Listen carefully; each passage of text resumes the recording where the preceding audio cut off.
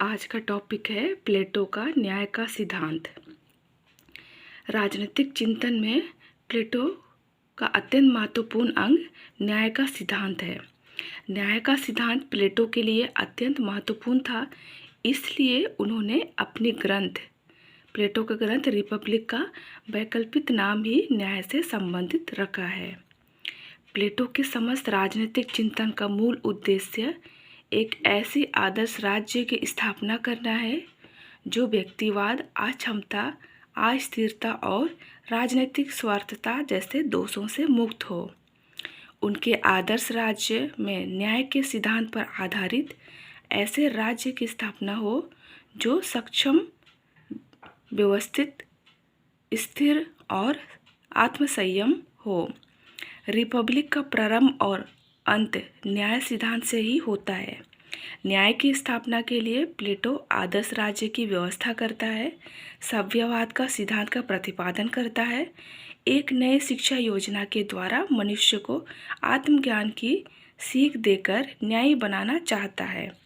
उस आदर्श राज्य में ज्ञानी, विशेषज्ञ, शिक्षित दार्शनिक शासकों का शासन होगा। यही कारण है कि प्रोफेसर बार्कर ने प्लेटो के रिपब्लिक का मूल पाठ न्याय के सिद्धांत को माना है। न्याय का अर्थ रिपब्लिक का अंत और प्रारंभ न्याय के विवेचन के साथ होता है। तो वर्तमान में न्याय का अर्थ होता है कि न्यायाधीश द्वारा कानून के अनुसार जो भी अपराधी है उसको दंड देना। लेकिन प्लेटो के अनुसार न्याय की कोई कानूनी परिभाषा नहीं है। इसका अर्थ केवल इतना ही है कि मनुष्य अपने उन सब कर्तव्यों का पूरा पालन करे जिनका पालन समाज के उद्देश्यों की दृष्टि से किया जाना आवश्यक है।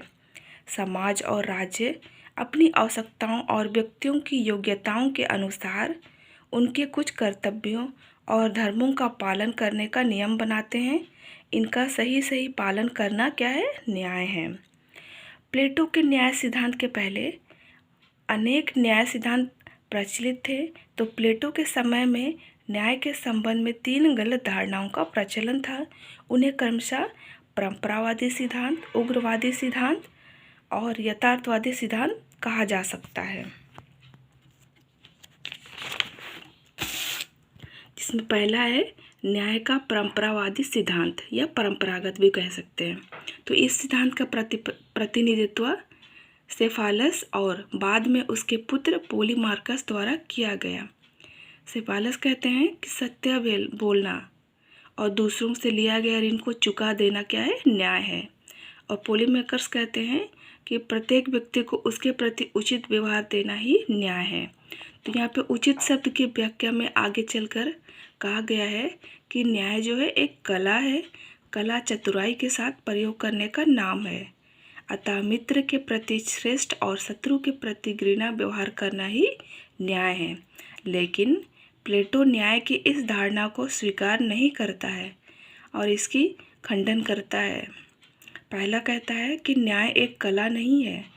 कला परस्पर 2 विरोधी कार्य अच्छा या बुरा कर सकती है, लेकिन न्याय सिर्फ अच्छाई और बुराई की दिशा में प्रभावित होता है, बुराई की दिशा में नहीं।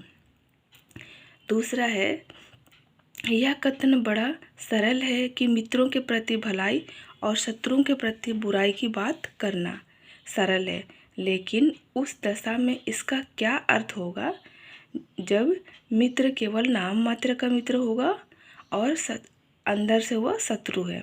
तो व्यवहारिक जीवन में हम लोग को बहुत बार ऐसा चीज़ देखने को मिलता है।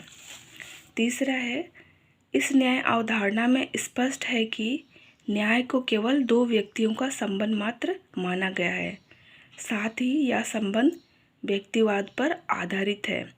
इसमें सामाजिक संबंध की उपेक्षा की गई है। दूसरा पॉइंट है उग्रवादी सिद्धांत या विचारधारा। तो उग्रवादी विचारधारा के प्रतिपादक थ्रेसीमेकस थे। उन्हें नैतिकता में एक भी विश्वास नहीं था। थ्रेसीमेकस कहते हैं कि शक्तिशाली का हित ही न्याय है, मतलब जिसकी लाठी उसकी भैंस वाली कहावत को मानता था। थ्रेसीमेकस के अनुसार शक्तिशाली के हित में कार्य करना ही न्याय है। प्रत्येक प्रकार के शासन अपने निहित स्वार्थों को ध्यान में रखते हुए क्या करते हैं, कानून बनाते हैं जिससे शासकों का उद्देश्य पूरा हो सके। तो थ्रेसिमेकस ने न्याय के संबंध में या न्याय के सिद्धांत के बारे में 2 बातें प्रस्तुत की है। पहला, अन्याय जो है न्याय से अच्छा होता है। थ्रेसिमेकस ने अपने उदाहरण द्वारा स्पष्ट करता है कि जैसे पारस्परिक व्यवहार के संबंध में यदि न्यायी और अन्यायी किसी व्यापार में साझा करते हैं तो साझे की समाप्ति पर न्याय व्यक्ति की अपेक्षा अन्याय व्यक्ति को अधिक धन की प्राप्ति होती है। दूसरे विचारधारा पर शक्तिशाली का हित ही न्याय है। इसके अंतर्गत थ्रेसिमेकस कहता है कि जो व्यक्ति शक्तिशाली के हित में कार्य करता है वही न्यायी व्यक्ति कहलाएगा। लेकिन व्यवहार में ऐसा संभव नहीं हो सकता क्योंकि प्रत्येक व्यक्ति की अपनी इच्छा होती है, अपना हित होता है। तो थ्रेसिमेकस के इन सिद्धांतों का भी प्लेटो निम्न प्रकार से आलोचना करती है, जिसमें पहला कहता है कि अन्याय न्याय से श्रेष्ठ होता है।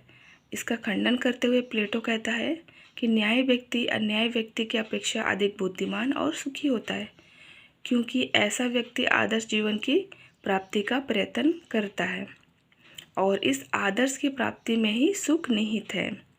थ्रेसिमेकस की दूसरी बातों का खंडन करते हुए प्लेटो कहता है कि शक्तिशाली का हित ही न्याय नहीं हो सकता क्योंकि न्याय एक कला नहीं है, यह सभी के कल्याण की ओर प्रभावित होती है। तीसरा पॉइंट है यथार्थवादी या कार्य कारण सिद्धांत। तो इस सिद्धांत के प्रतिपादक है ग्लूकोन है। तो ग्लूकोन के अनुसार न्याय जो है दुर्बलों का हित है, न्याय भय का शिशु है। ग्लूकोन के अनुसार न्याय सर्वश्रेष्ठ और सर्वाधिक कष्ट दयनीय स्थिति के बीच की स्थिति है।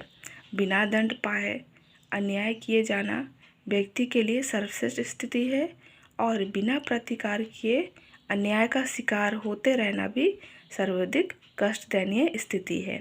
तो व्यक्ति अपने कष्ट दयनीय स्थिति से मुक्त होने के लिए न्याय की स्थापना करता है और ग्लूकोन ने न्याय को एक कृत्रिम और बाह्य वस्तु माना है। तो प्लेटो क्या करते हैं, ग्लूकोन के इस सिद्धांत का भी खंडन करते हैं और कहते हैं कि न्याय जो है बाह्य एवं कृत्रिम वस्तु नहीं है। न्याय तो मनुष्य के अंदर की उसकी आत्मा की आवाज़ है। न्याय मनुष्य में ही नहीं बल्कि राज्य में निवास करता है।